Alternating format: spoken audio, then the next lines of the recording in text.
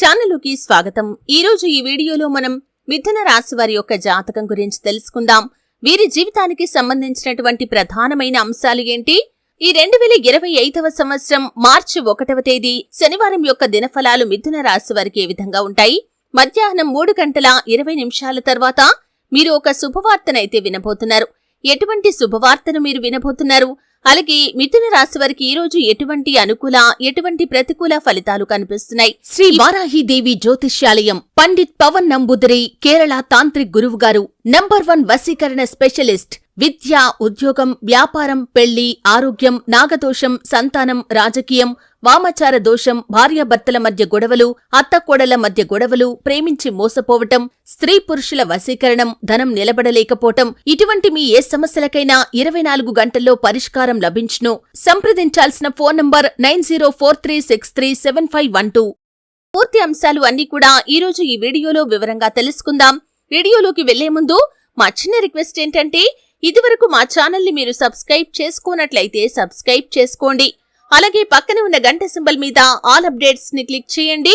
అప్పుడే మేము అప్లోడ్ చేసే ప్రతి వీడియోకి మీకు నోటిఫికేషన్ అనేది వస్తుంది. ఇక వివరాల్లోకి వెళ్తే కనుక, మిథున రాశి అనేది రాశి చక్రంలో 3వ రాశి. మృగశిర 3-4 పాదాలు, ఆరుద్ర 1-2-3-4 పాదాలు, పునర్వసు 1-2-3 పాదాల్లో జన్మించిన వ్యక్తులు మిథున రాశి కిందికి వస్తారు. ఈ రాశి అధిపతి బుధుడు. ముందుగా వీరి యొక్క వ్యక్తిత్వాన్ని మనం గమనిస్తే, మిథున రాశి వారు హాస్యప్రియులు. ఎప్పుడూ తాము నవ్వుతూ ఇతరులను నవ్విస్తూ ఉంటారు. అలాగే ఏదైనా పని మొదలు పెట్టారంటే దాన్ని పూర్తి చేసేంత వరకు వదిలిపెట్టని పట్టుదల కూడా వీరిలో ఎక్కువగా ఉంటుంది.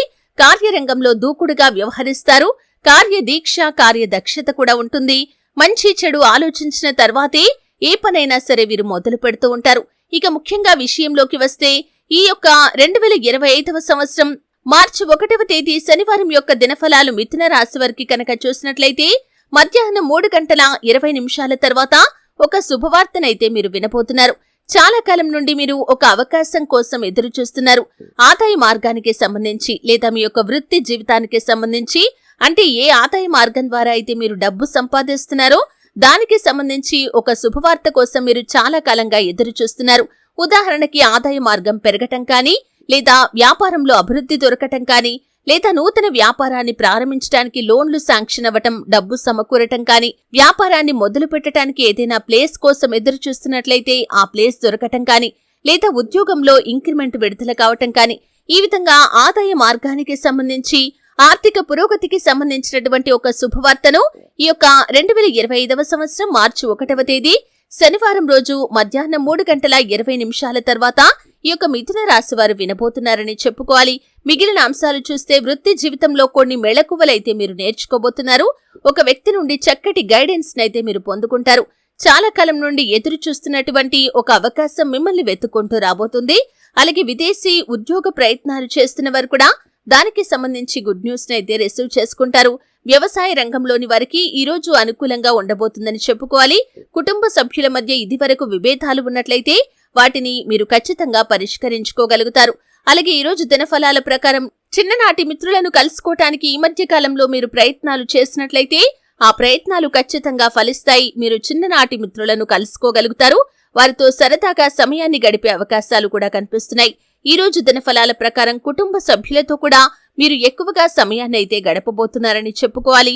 అలాగే ఈ రోజు దినఫలాల ప్రకారం చూస్తే కనుక, మీకు పోలీసులతో వాగ్వాదం జరిగే పరిస్థితులు ఉన్నాయి కాబట్టి ఈ అంశంలో తగిన జాగ్రత్త ఖచ్చితంగా తీసుకోవాలి.